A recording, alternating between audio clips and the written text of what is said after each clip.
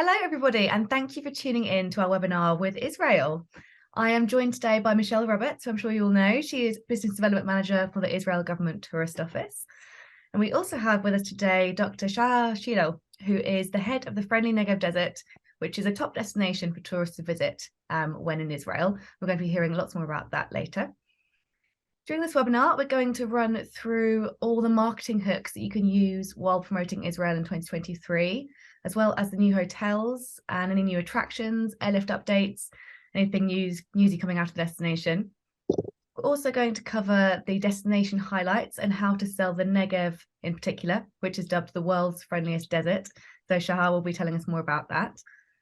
And then Michelle will give you details of a brand new training opportunity and additional training support available to you towards the end of the webinar.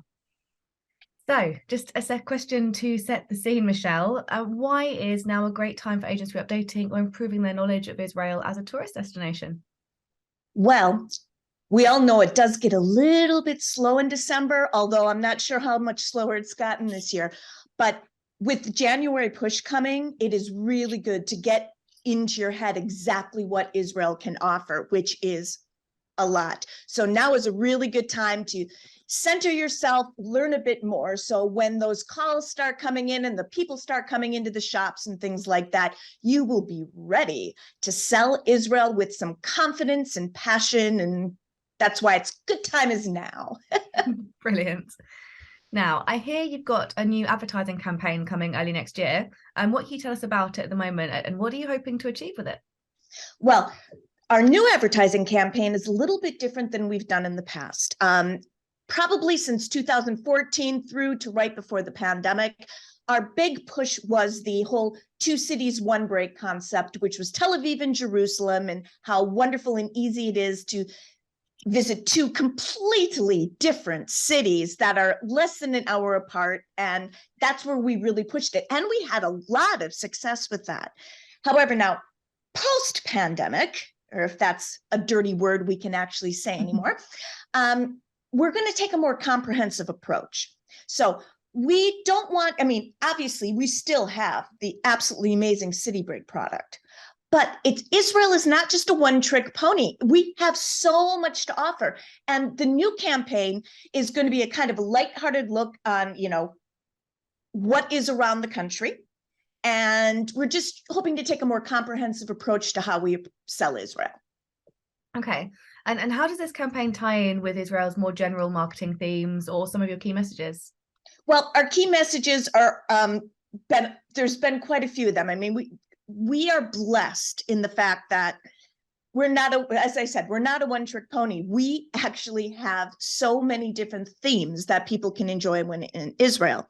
And this new campaign is, instead of just concentrating on, the big ones, the Tel Aviv and Jerusalem, we're hoping we are going to entice people to explore a little bit further than our major two centers.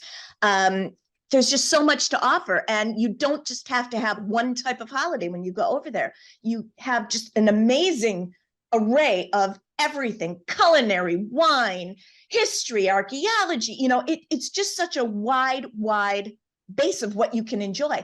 And that's what we're trying to do. We're trying to point out to people that, hey, you can do so much when you're over there. Okay. And in terms of any product news that agents should have on their radar for next year in 2023, I want to come to accommodation first. Are there any new hotels or resorts that have just opened or are due to open their doors in the coming months? They are going to be 3 brand new brown hotels that are going to be opening up in Tel Aviv. Tel Aviv is currently turning into the brown hotel center. There's so many hotels there, but yeah, they're opening 3 brand new ones. And for those a little more cost conscious, one of them is going to be one of those pod hotels calling the WOM, it's WOM, W-O-M Beach, which is small pods. You have a shared bathroom, but it's a great way to save money. And to be honest, when you're in Israel, the hotels are beautiful, but the amount of time you actually spend in a hotel is not a lot. So you've got all that. There's a new Israels that have opened up. By the way, the David Kopinski, which opened earlier this year, they just won the best new hotel in the world in the Ultra Awards for 2022. So there's always stuff being built, always. Actually, as well, Eilat is currently going through a building boom for hotels. Blessed because they had the small airport shut, they now have this lovely piece of land that is literally smack dab in the city center, and they're expanding that as well. So it's continuous. Always new hotels opening. Okay. And what about attractions? Any new attractions coming, or any airlift updates that you want to mention? We do have the fact that Virgin, bless, hopefully at the end of March are going to be adding another flight. So they're going to go, instead of the 1 flight per day, to 2 flights. And we're always trying to expand the number of airlines that sell. One of our big focuses is trying to get a permanent winter flight to Ramon Airport. And we will continue trying until we manage to do it. It's just nice because Israel used to be such a leader in the winter sun market, and we just want to get another airline to make it easier to like regain its glory, but it's still there. And to be honest, it's so easy to get down there. You just transfer, you just go to a different plane at Ben Gurion, it's like less than an hour flight. So it's actually really simple to get down there. Okay, great. Now, Shahar, we're going to come to you in a minute to talk about the Negev Desert. But first, I know you shared a video with us today that we can take a look at the destination and see some of the sites. So let's press play on that now.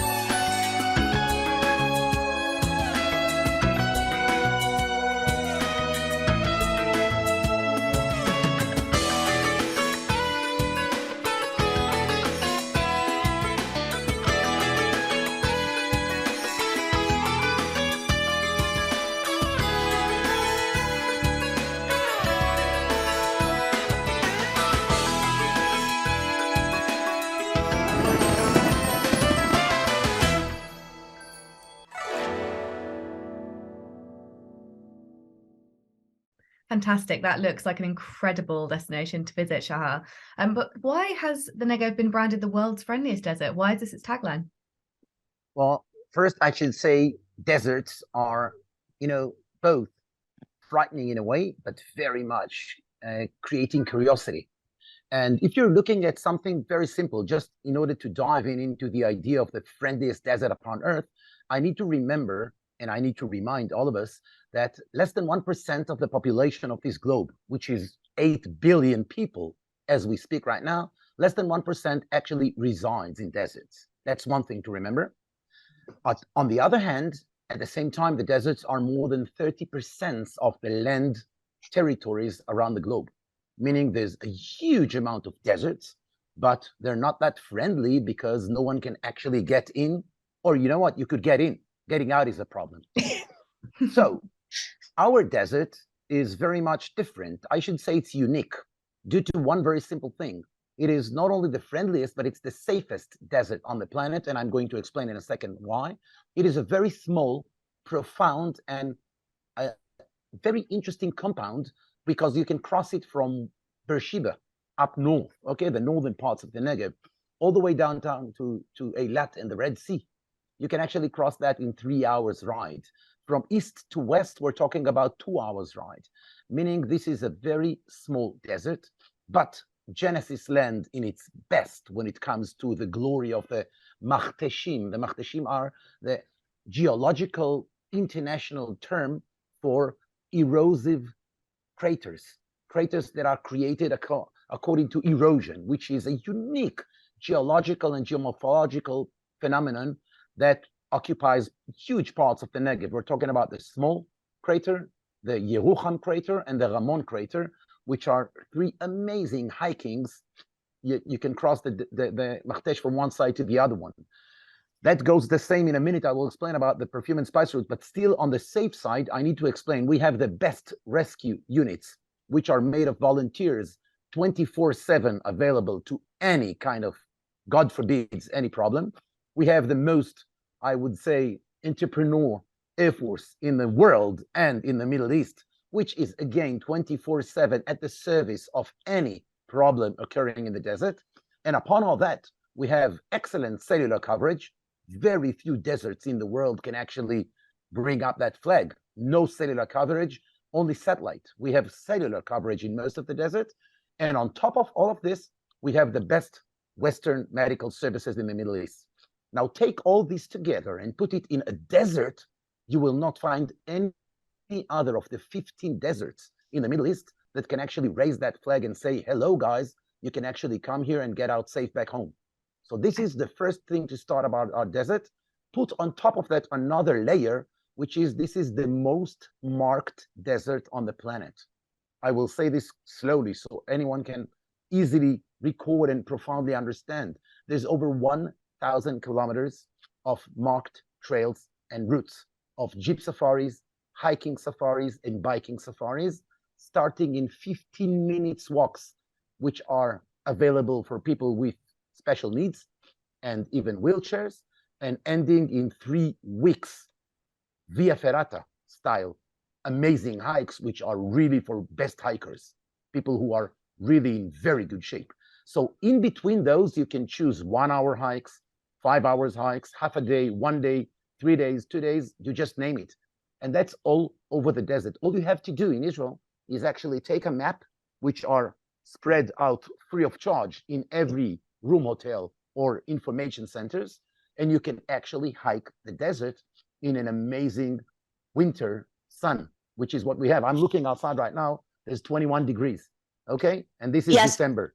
We're noticing your window open and Yeah. the breeze blowing the drapes. And in the UK, we're sitting here and we're freezing our tuchus off. Yeah. Looking very jealous of the warm The weather only right now. reason why the curtains are closed right now is for you. So I'm not going to be look like Jesus Christ. Otherwise, I'm going to be covered with sun behind me. No, You won't be able to see me. It's like Jesus Christ. Great. Okay. So hiking and biking are two of the activities that visitors can enjoy in the Negev. Are those the main activities that visitors will come and do there, or are there other options for agents' clients? So there's much more to it if we're talking about what we know as soft adventure. And most of the people are consumers of soft adventure. I will address if you need some extreme adventures, which we have as well. But the soft adventure would include biking and hiking in all kinds of levels, by the way, from beginners to, high levels. Beyond that, you have camelback safaris, horseback safaris, rappelling and abseiling. You have wine tasting around the Negev chain of wineries in the Negev, which is the only one in the desert in the world, because we have desert wine created here, and there's 20 different wineries spread all over the Negev, and there's actually a wine route of the Negev highlands. Put on top of that, our second strongest piece, I would say, is because of our clear sky and dry air, and the altitude is the stargazing. Stargazing at night is one of the most amazing soft adventure things one can do in the Negev. I would say on a daily basis. We have approximately 25 to 30 days of clouds in the Negev, meaning most of the nights are clear sky. Altitude would make it very dry because we have high altitudes in the Negev, and there's very, very little light pollution due to the fact that the Negev is mostly unsettled. Most of the Negev is just Genesis land of desert. So there's no light pollution, and therefore you can actually see as many stars as possible. On top of that, you can add some more things like jeep safaris, ATVs, the 4x4 vehicles, biking safaris, I'm talking about motorcycles, and of course, some hot air balloons, archery, different sports, water sports, if we're talking about Eilat, huge amounts of water sports. So the amount of soft adventure one can actually do is huge. Okay. Wow. Yeah, it's really wide range of activities there. Now, I know agents will be wanting to know how they can book these, and I'm wondering if there are any UK tour ops that would have those on their itineraries. Michelle, are you able to name any tour ops? Basically, any tour operator that does tailor-made would be able to do something for you in the desert. We're talking the likes of Cyclone Holidays, Cox and Kings, Abercrombie and Kent. I could actually sit here and go but Yeah. virtually anybody that does tailor-made will be able to do it.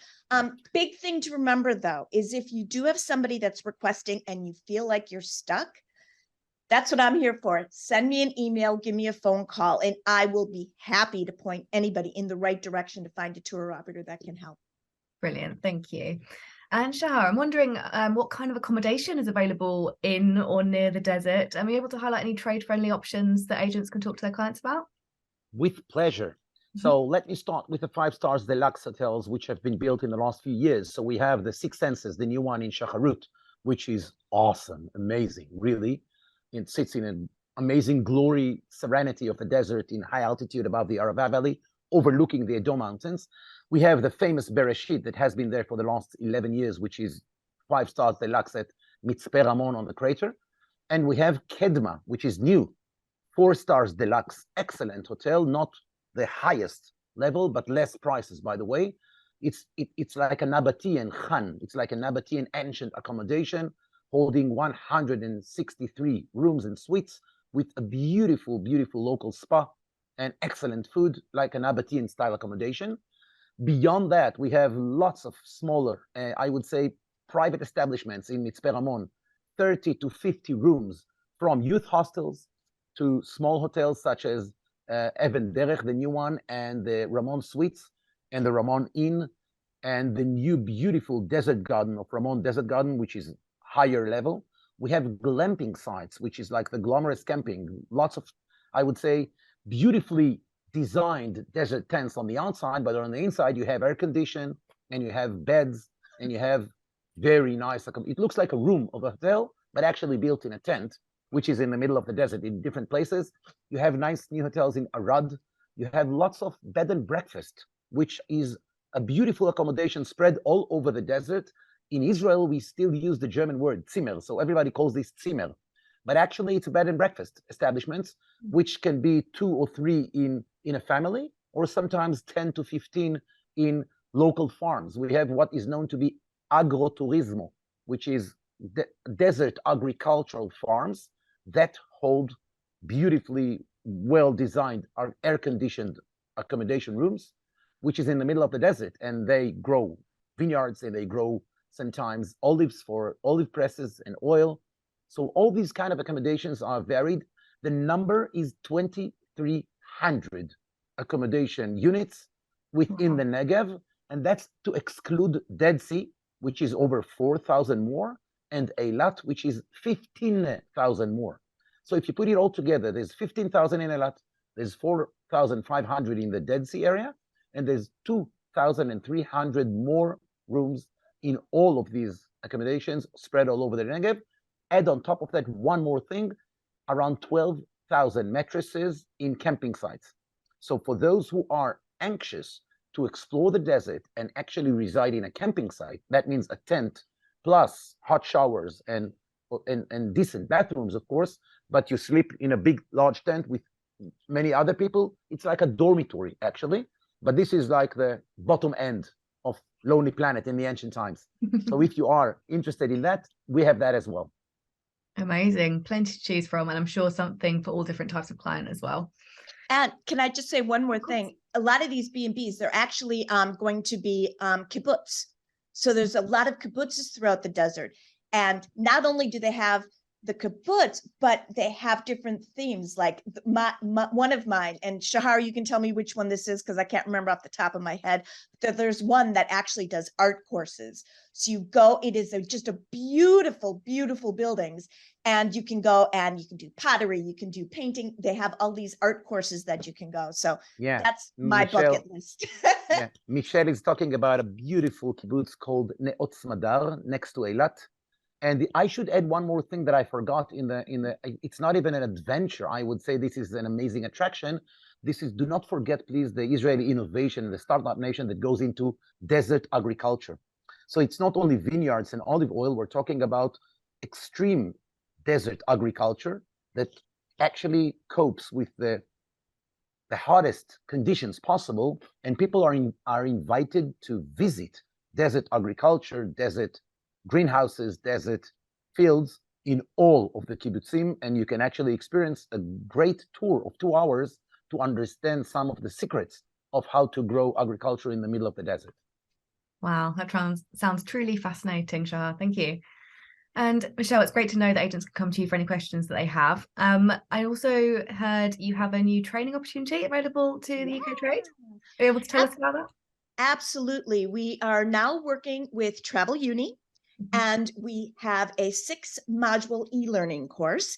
It basically is the basics, okay? It'll give you a little bit more about, you know, what the basic facts are. We've got something covering the great outdoors. We have another module talking about Israel's sustainability, which is quite impressive. Just the different themes. And it's very, very easy to access this.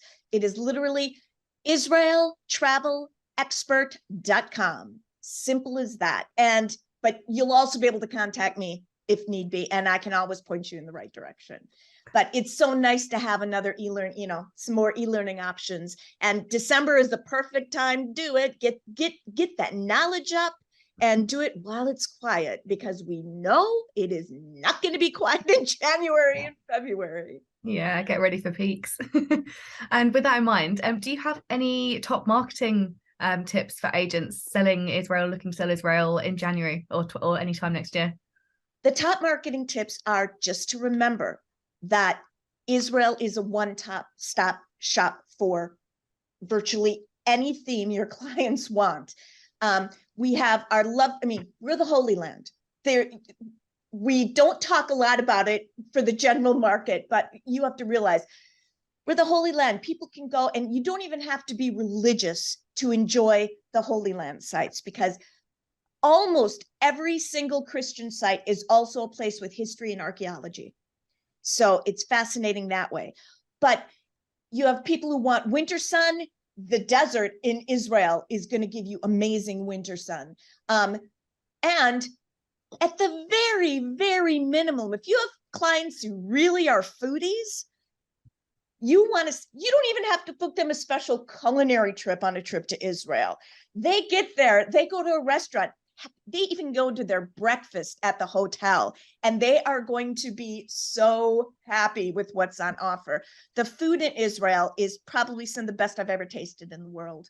It's innovative and it's fresh, because where Shahar was talking about all the agriculture, they grow their own stuff there. So instead of like eating a tomato that's been picked out of the ground a week ago, you're going to end up eating a tomato that's just been picked out of the ground. So it really does add an extra layer of lusciousness to a trip to Israel.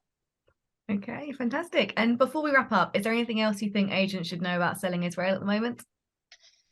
Just the fact that they can make some very, very good profits. See, because Israel isn't one of those real mainstream destinations, like say Spain or something, people don't know it as well. So get that booking. If somebody wants to stay in Tel Aviv, do you have any idea how easy it is to add an add-on? Like, oh, do you want to go on a day trip up to the Negev? If you base yourself in Tel Aviv or Jerusalem, they can virtually see everywhere. You can do day trips into the desert. You can go to the Dead Sea. You can do a day trip to Jerusalem or the Galilee. It really does. It's a one-stop place that can basically tick everybody's boxes, and welcoming. And it's very friendly. It's very welcoming. And if you don't like any of that, it's the weather, because trust me, we're watching his things blowing the breeze 21°C, and we're sitting there freezing. So it is a great winter sun destination. Yeah, absolutely. And Shahar, is there anything else you'd like to add before we wrap up? I would add that, as we said, safe about the desert. That means it's safe by all means from all 20, I would say 360, degrees aspects.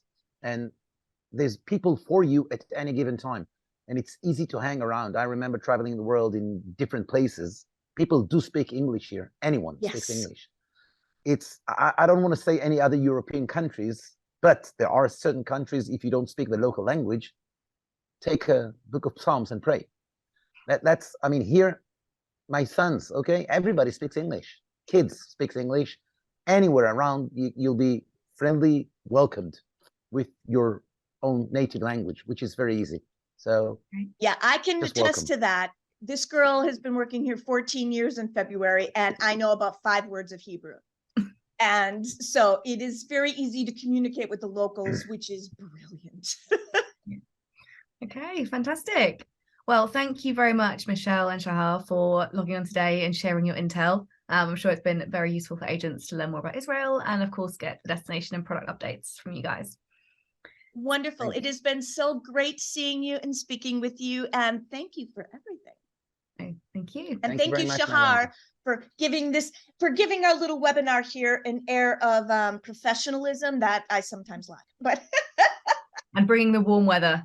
We are who we yeah, are. Yeah. warm weather, please. Yeah. Thank you, ladies. I'm going to my next meeting, and thank you very much. Okay, thank you. And thank you to everyone who has tuned Bye-bye. in. Thank Please you. don't forget to visit the videos section on the teachmedia.com homepage for all of our latest webinars. And take care. We'll see you for our next webinar installment soon. Bye.